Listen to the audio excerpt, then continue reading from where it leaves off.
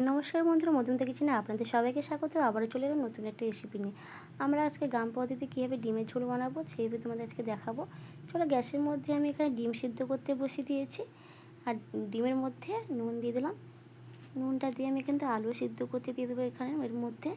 চলো, আমি কিন্তু ডিম আর আলু একবার সুন্দরভাবে সিদ্ধ করে নিয়েছি। দেখো, এখানে ডিমটা আমি কিন্তু ছাড়িয়ে নিলাম। ডিমের মধ্যে আমি এখানে নুন দিয়ে দেবো, আর আলুটা সিদ্ধ করে নিয়েছি, সেই আলুর মধ্যে আমি এখানে নুন মাখিয়ে দেবো। নুন আর হলুদ আমি দিয়ে দেবো। হলুদটা দিয়ে আমি একসঙ্গে এটাকে ভালোভাবে মিশিয়ে নেব। এটা কিন্তু ভালোভাবে কিন্তু অবশ্যই এটা নুন আর হলুদ দিয়ে অবশ্যই এটা মাখিয়ে রাখলে কিন্তু খেতে কিন্তু দারুণ লাগে। দেখো, আমি কিন্তু খুব সুন্দরভাবে এটাকে মাখিয়ে নেব।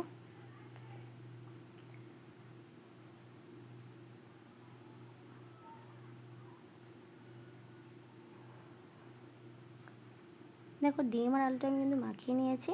এবার চলো, এটা গ্যাসের মধ্যে আমি কড়াই বসিয়ে দিয়েছিলাম আগে থেকে। কড়াইটা আমার গরম হয়ে গেছে। এবার কড়াইয়ের মধ্যে আমি এখানে সরষের সাদা তেল ব্যবহার করলাম। তোমরা এখানে সাদা তেলের পরিবর্তে কিন্তু সরষের তেলও ব্যবহার করতে পারো। তেলটা আমার গরম হয়ে গেছে। এবার ডিমগুলো ভাজার জন্য দিয়ে দেবো। অবশ্যই ডিমটা কিন্তু ভালোভাবে কিন্তু লাল লাল করে ভেজে নিতে হবে।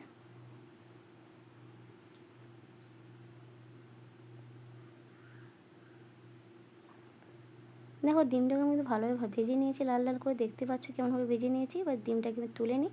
এবার ওই তেলের মধ্যে আমি আলুগুলো ভাজার জন্য দিয়ে দেবো।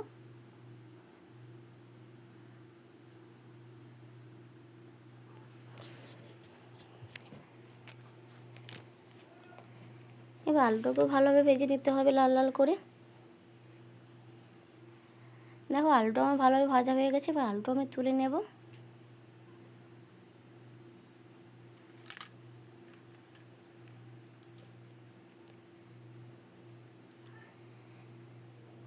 এবার ওই তেলের মধ্যে আবার একটু তেল দিয়ে দেবো। আমি এখানে কিছুটা এলাচ, কিছুটা দারচিনি, কিছুটা তেজপাতা,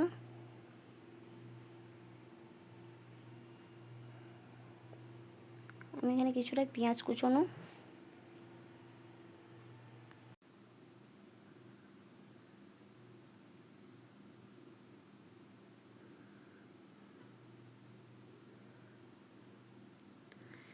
আমি এখানে পেঁয়াজ দিয়ে দিলাম, কিছুটা চিরা কাঁচা লঙ্কা দিয়ে দিলাম,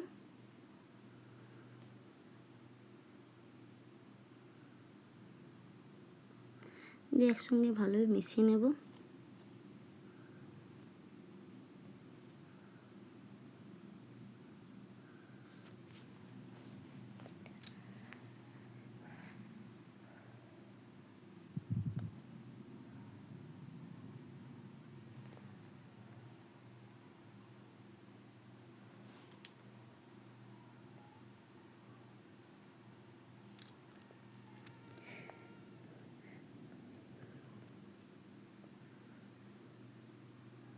দেখো, পেঁয়াজটা ভালোভাবে ভাজা হয়ে গেছে। আমি এখানে নুন দিয়ে দিলাম। নুনটা দিয়ে আমি আবারও ভালোভাবে কষিয়ে নেব।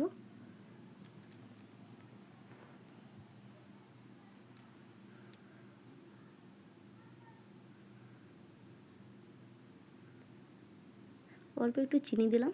তোমরা এখানে চিনিটা না দিতেও পারো, স্কিপ করতে পারো। অল্প একটু চিনিটা দিলে মনে হয় স্বাদটা ভালো আসে, তাই জন্য অল্প একটু চিনি দিলাম। না, তোমরা দিতেই পারো।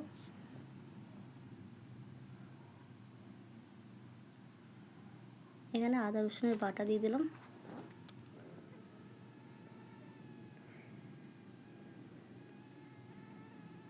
টমেটো কুচিয়ে রেখেছিলাম, টমেটো কুচোনো দিয়ে দিলাম।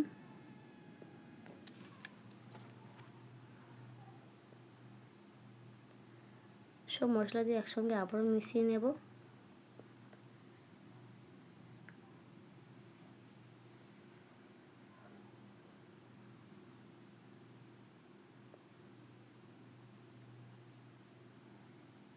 এটা কিন্তু ভালোভাবে কষিয়ে নিতে হবে মশলাটাকে।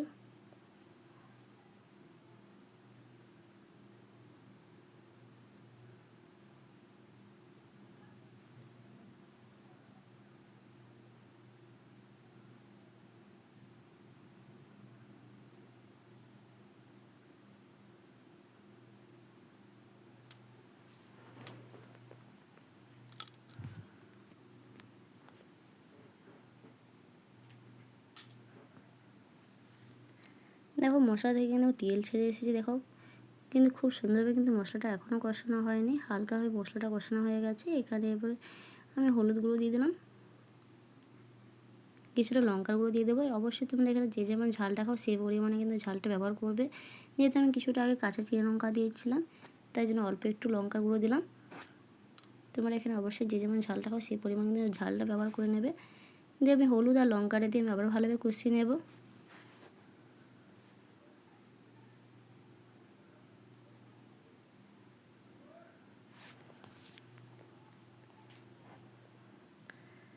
অল্প একটু জল দিয়ে দেবো, জলটা দিয়ে আমি আবার ভালোভাবে কষিয়ে নিতে হবে। আর আমার রান্না তোমাদের কেমন লাগে অবশ্যই কিন্তু কমেন্ট করে জানাও। যদি ভালো লাগে লাইক সাবস্ক্রাইব করে পাশে দেখো।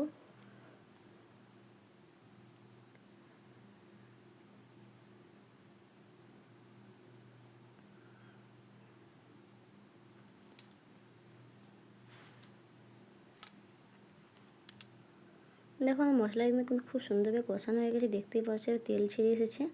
এবার ভেজে রাখা আলু আর ডিমটা আমি এবার মশলার মধ্যে দিয়ে আবারও ভালোভাবে কষিয়ে নেব।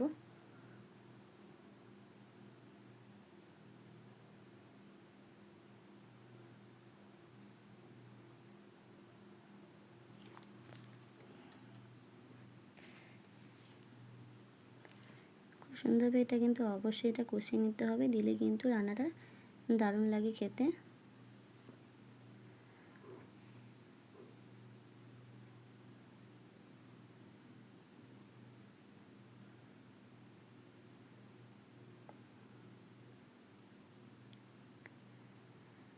দেখো আমার কষানো হয়ে গেছে, এবার এখানে জল দিয়ে দিলাম। অবশ্যই কিন্তু যে পরিমাণ তোমরা এখানে জলটা খাবে সেই পরিমাণে কিন্তু এখানে ঝোলটা খাবে সেই পরিমাণে এখানে অবশ্যই জলটা দিয়ে ব্যবহার করবে। দেখো জলটা দিয়ে আমি আবার ভালোভাবে মিশিয়ে নেব।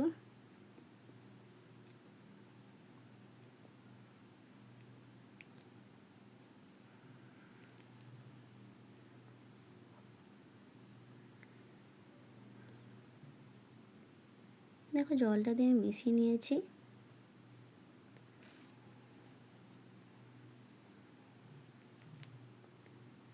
এখানে কিছুটা আমি জিরে গুঁড়ো দিয়ে দিলাম, দিয়ে আবারও একসঙ্গে মিশিয়ে নেব।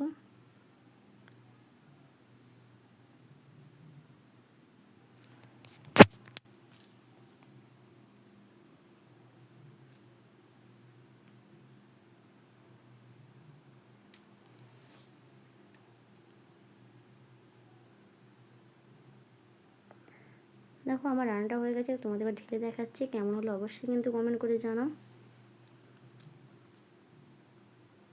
চলো একটু ঢেলে দেখাই তোমাদের, কি সুন্দর লাগছে না।